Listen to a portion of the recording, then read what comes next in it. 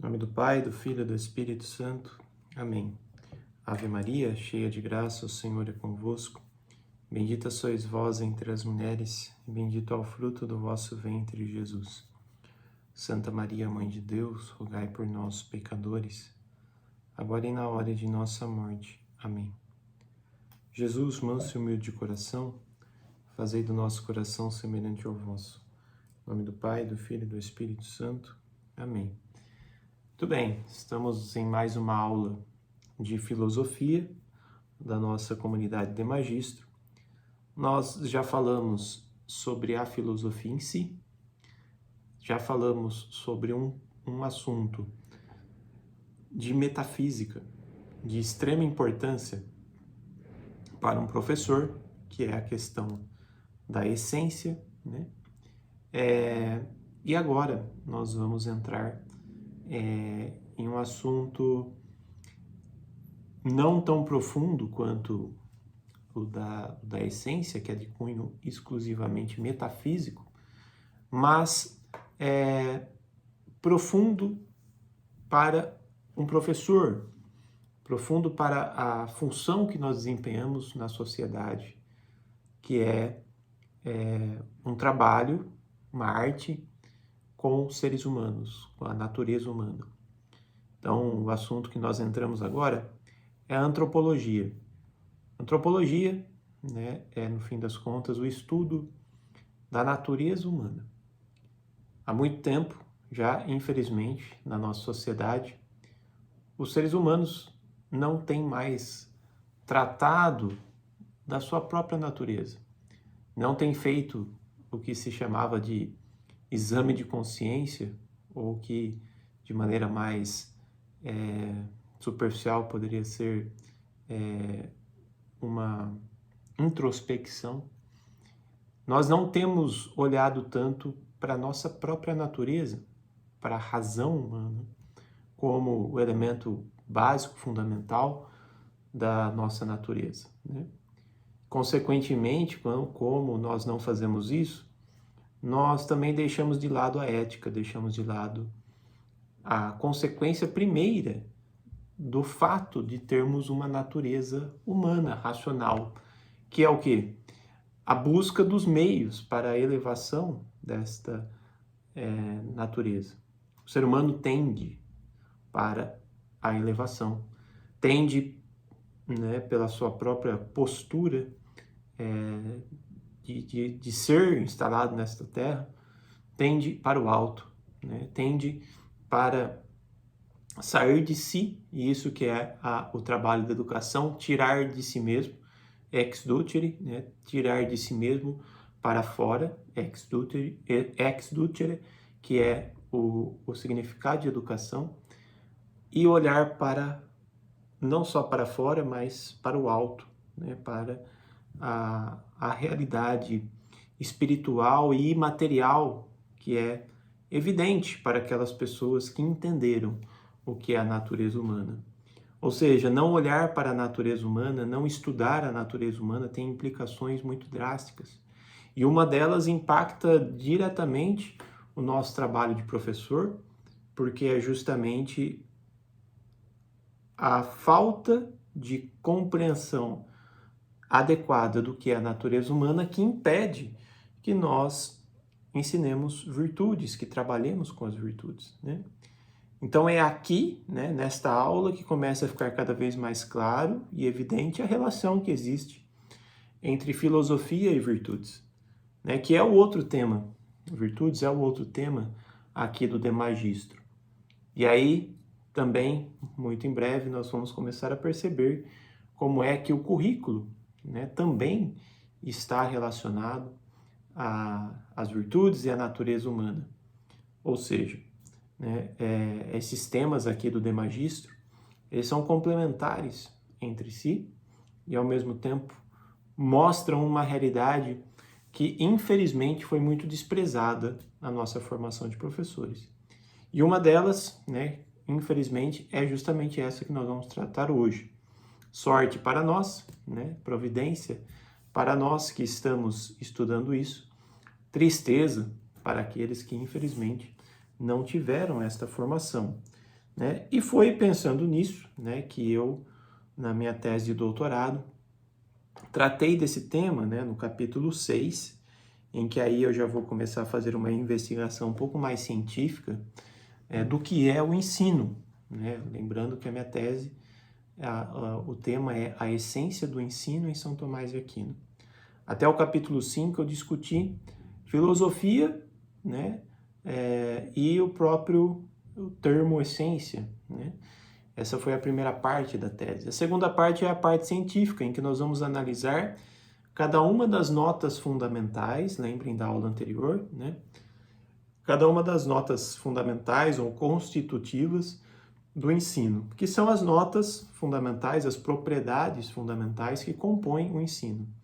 E a primeira, né, e eu diria que a mais importante, que hoje, infelizmente, é a mais desprezada quando se fala de ensino, é a transmissão da verdade, né? Então, a primeira nota fundamental do ensino é a transmissão da verdade. Mas para falar disso, nós precisamos sim falar da natureza humana.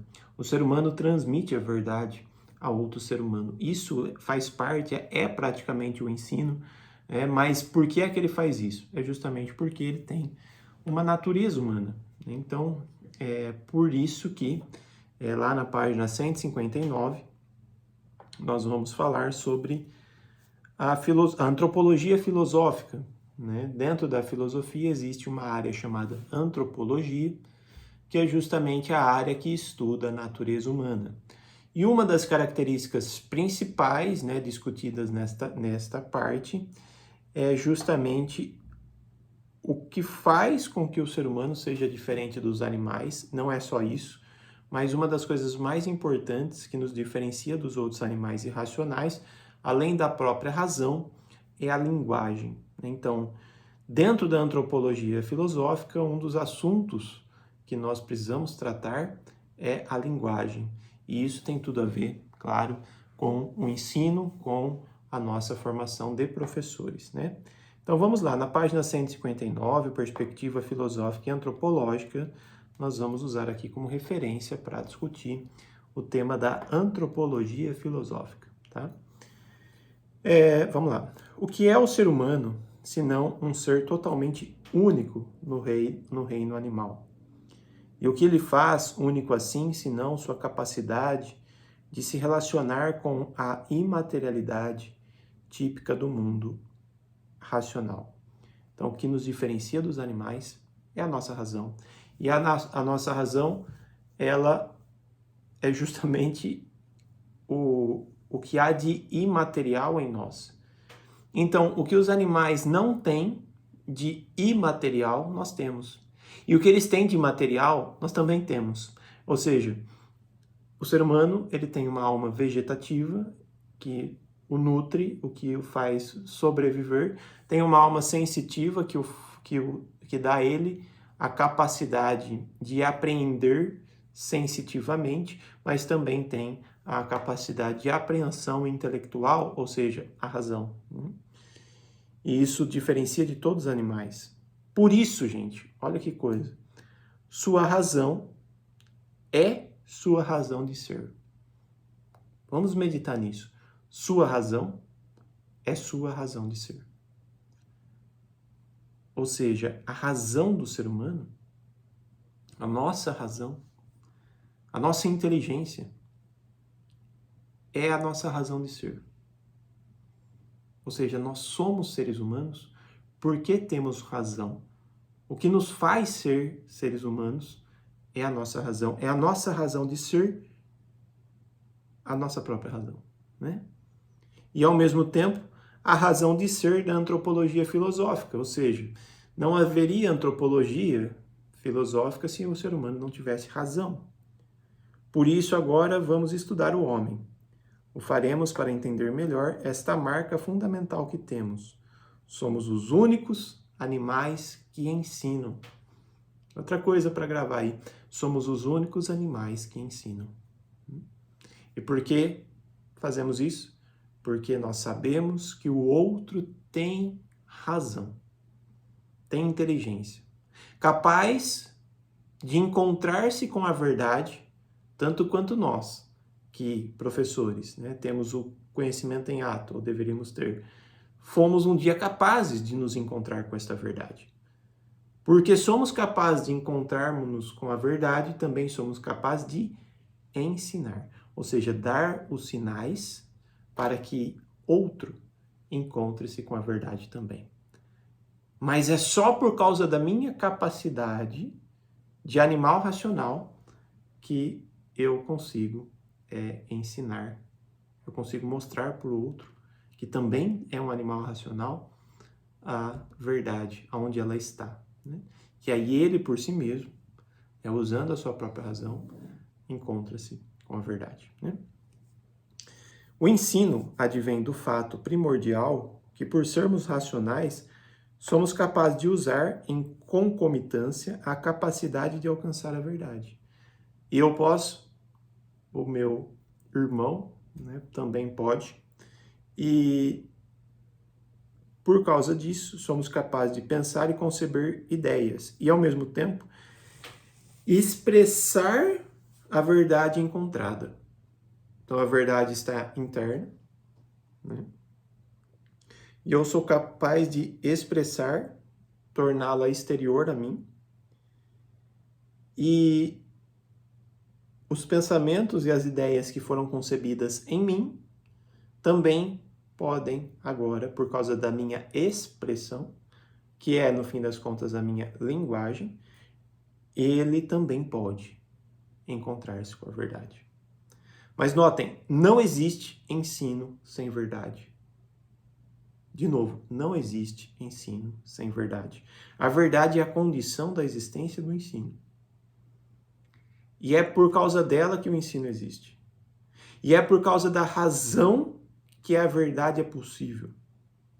E na razão, né, nas nossas razões, nas nossas inteligências, é que existe a verdade que pode ser comunicada uns aos outros, mas não aquela verdade que está em mim, mas a verdade que, estando em mim, expressada, comunicada, pode também passar a fazer parte da razão do outro, quando ele, se beneficiando do meu ensino, dos meus sinais, ele também se encontra com a verdade. É assim que se transmite a verdade, através da linguagem, da expressão da verdade em mim como um sinal para o outro encontrar-se ele na verdade também.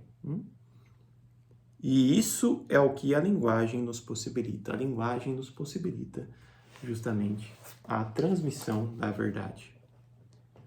A realidade, portanto, encontrada enquanto verdade, é também tornada pública quando passa a se fazer presente não apenas numa inteligência, mas também daquelas que se beneficiam do processo humano de linguagem. Daí que Lonergan, Bernard Lonergan, é um dos maiores filósofos do século XX, né?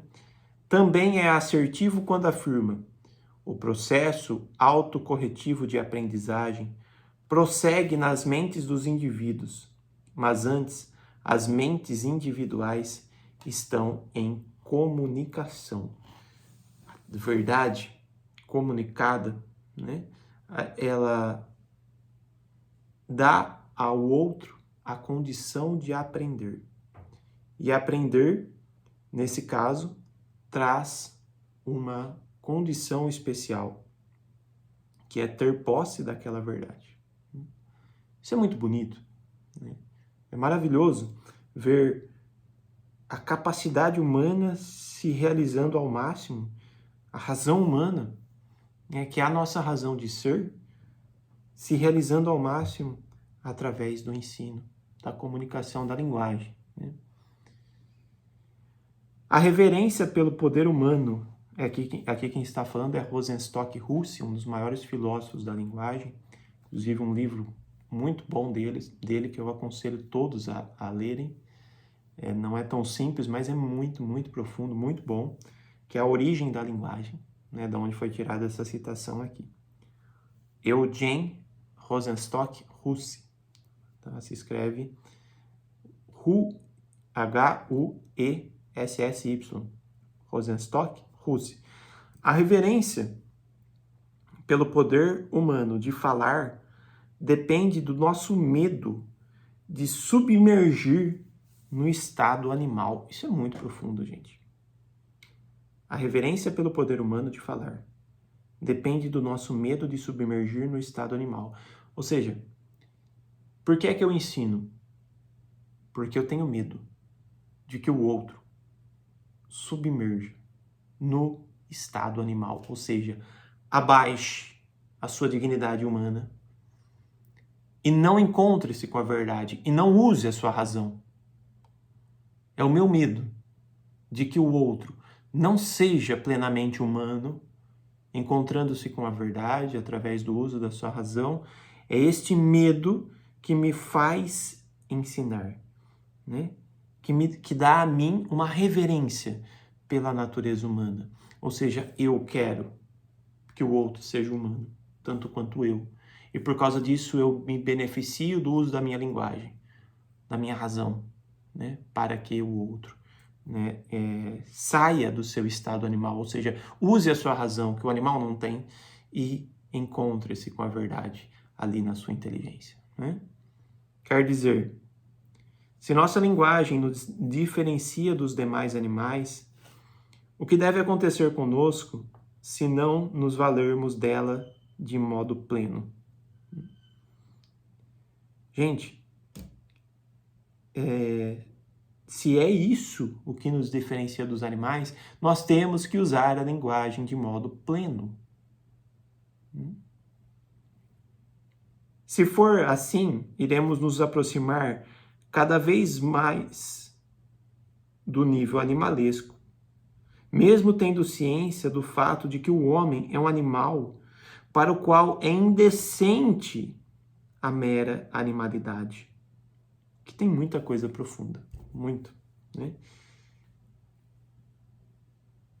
Então, se é a linguagem que nos diferencia dos animais, se nós não a usarmos, se nós não nos valermos dela, o que vai acontecer com a gente? Nós vamos ficar animalizados, certo?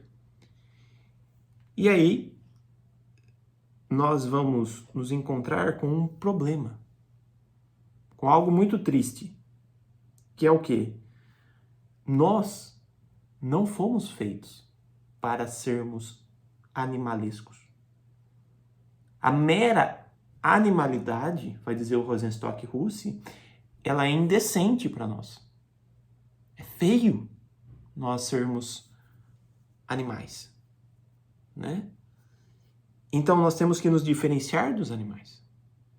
E é por isso que surge, né, na educação clássica, em especial na Idade Média, o trivium, as disciplinas do trivium, a gramática, a arte de escrever sem vícios, né, a arte do entendimento dos autores, ou seja, a capacidade que o ser humano tem de, através dos grandes escritores, comunicar grandes ideias e entender estas ideias.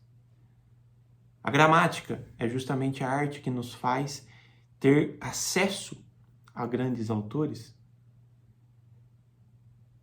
É uma arte da linguagem importantíssima nesse universo que nós estamos de cultura humana. É o que nos dá a condição de adentrar a cultura humana de maneira radical.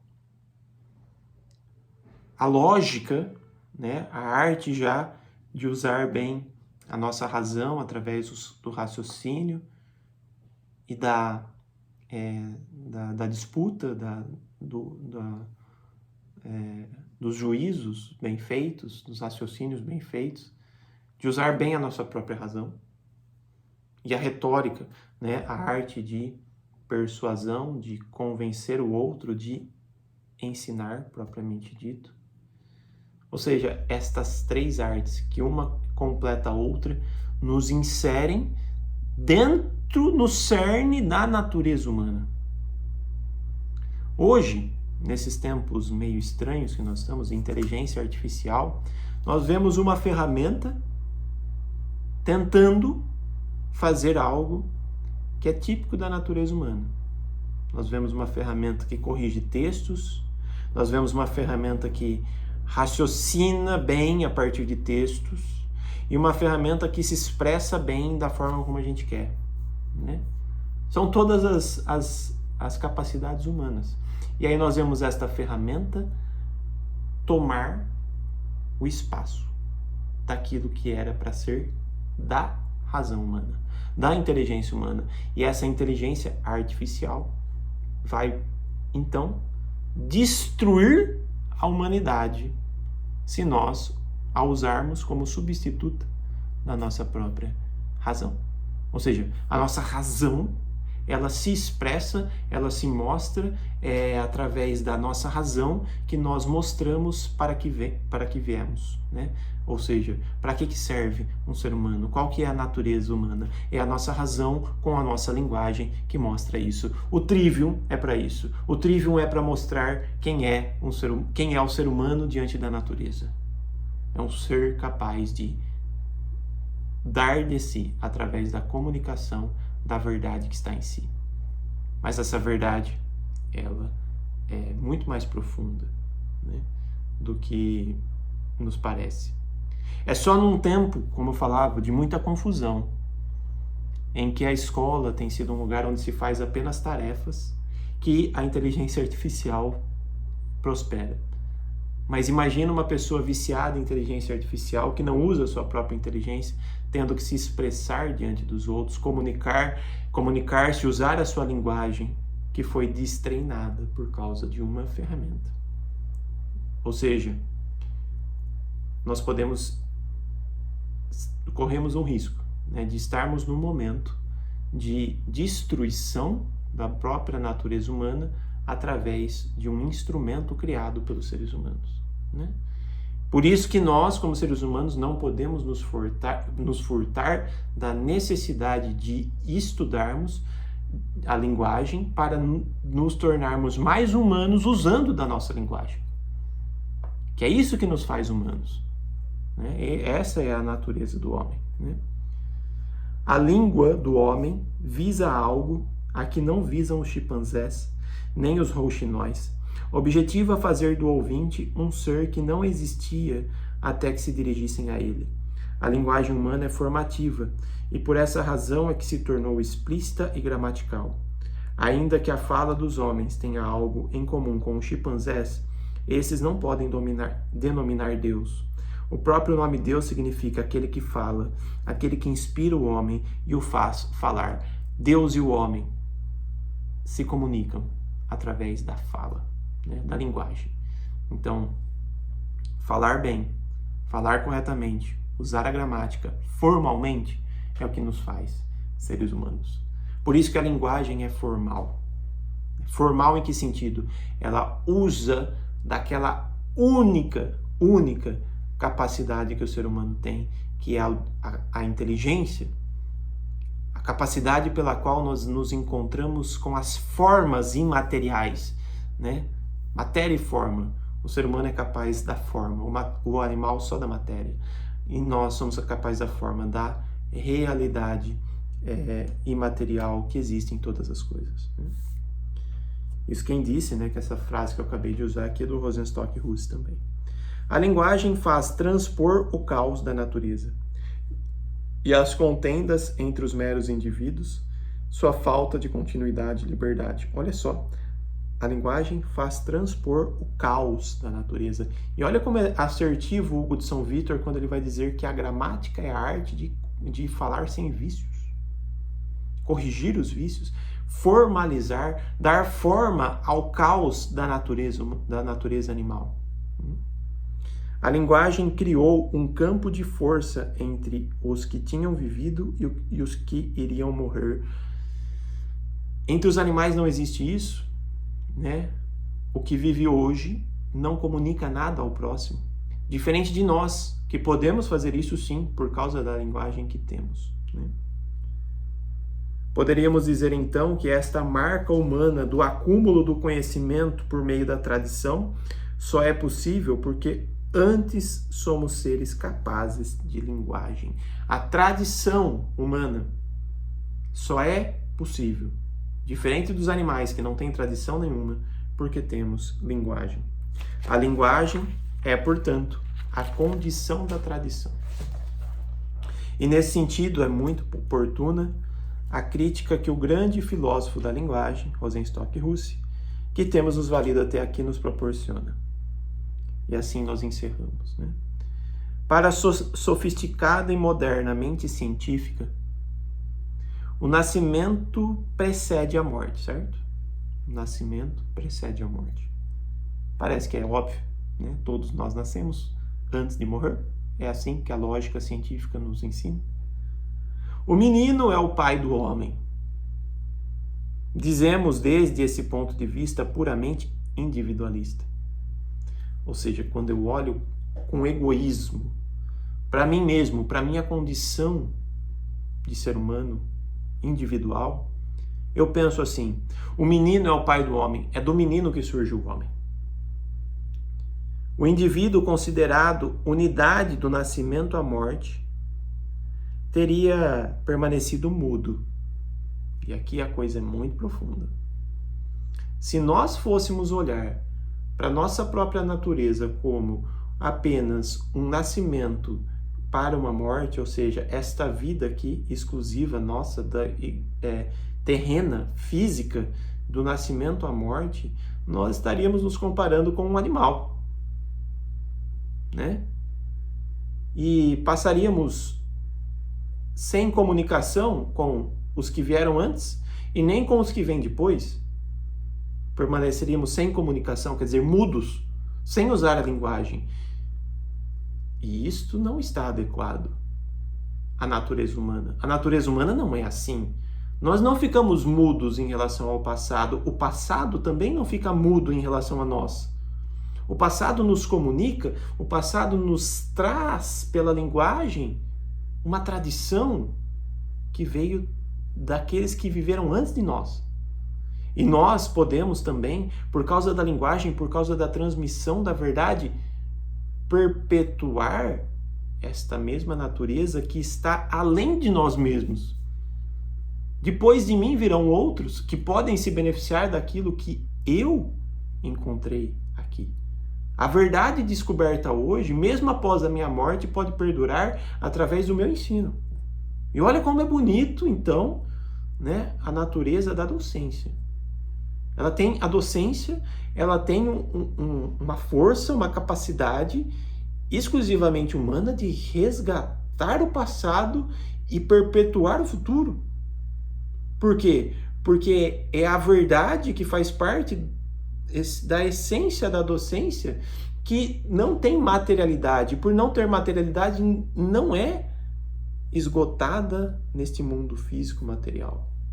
Ela perpetua-se, ela tem um caráter de imortalidade, ela vai além desta própria vida, transcende essa própria vida, né? O indivíduo considerado unidade do nascimento à morte teria permanecido mudo. Os animais não falam, com efeito, pela simples razão de não serem predecessores nem sucessores de ninguém. É assim. Animal não tem tradição, animal não ensina, animal não tem linguagem, animal não tem trivium algum. Animal despreza o trivium, certo? Animal despreza o trivium. E como estão nossas escolas hoje? Né? Essa é a grande crítica desta aula.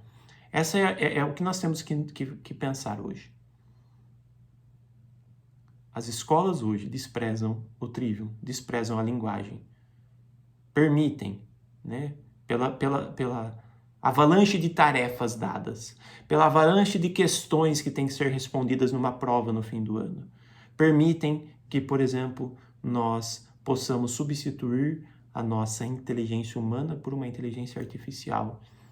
E isso é muito triste, porque os animais não falam, os animais não têm trivium, os animais não precisam de linguagem, com efeito pela simples razão de não serem predecessores nem sucessores de ninguém.